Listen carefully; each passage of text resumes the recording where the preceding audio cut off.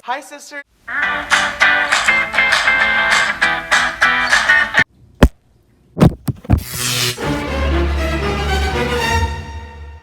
Now, Sargon of Akkad was the first official ruler of the first official empire. Legend goes that a high priestess placed her illegitimate son in a basket to be floated down the Euphrates River, which ended up on shore in the city of Kish, where Akki, the chief governor of Urzababa, found the child and claimed him as his own.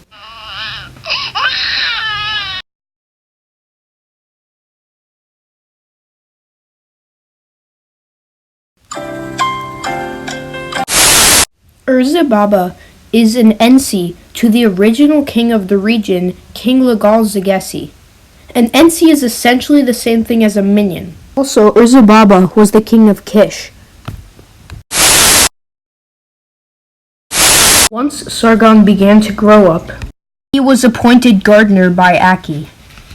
He was shortly promoted to the highly trusted position of cupbearer. Due to his high position as cupbearer, he gained many followers. This threatened Urzababa and his position as king of Kish. Because of this sudden uprising and all the followers that Sargon was now obtaining, Urzababa ordered for Sargon to be killed.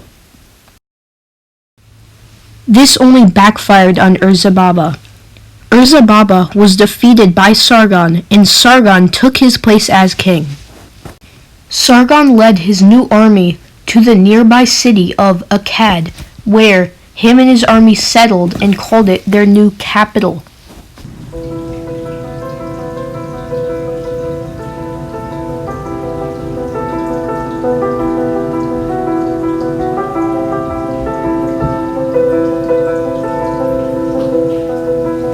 After Sargon's death, his son Rimush took his spot as emperor. Rimush was not as powerful as his father had been. He lost many of the western territories that his father had prior claimed.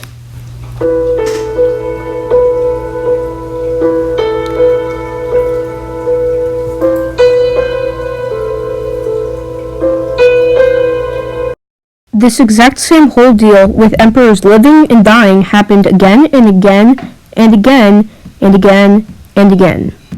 First of all, this is called the cruciform monument of Manishtusu. Manishtusu was also Ramush's brother or Sargon's other son. He led a naval campaign in order to conquer present-day Oman and United Arab Emirates, as well as a territory near southwest Iran. He was also the first one to lead a naval campaign like this.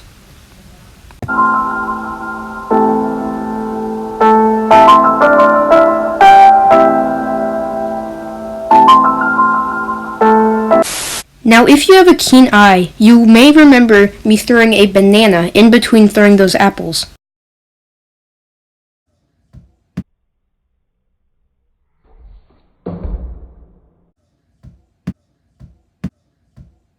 This is in most part because only one of the remaining emperors of the Akkadian Empire actually did something.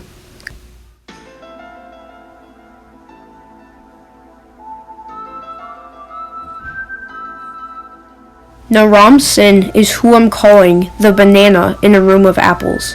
He conquered many areas in and around the Persian Gulf, and he reconquered many areas west of the empire.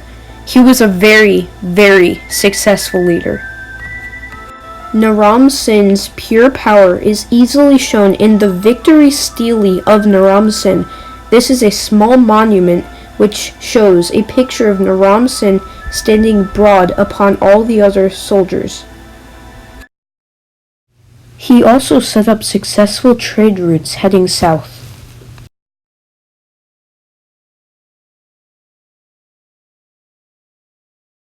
Like I said before, the remaining of the emperors really did not do much. This includes Naram-Sin's own son.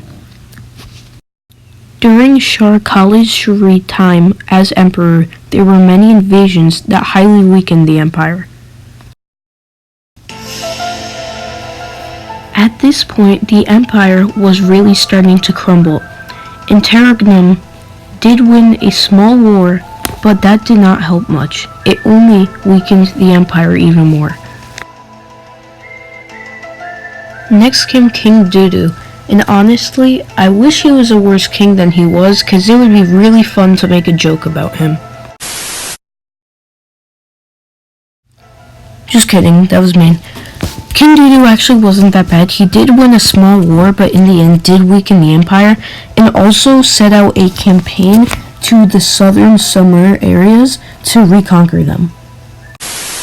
By this point, the Akkadian Empire was very weak. It went from looking like this to this.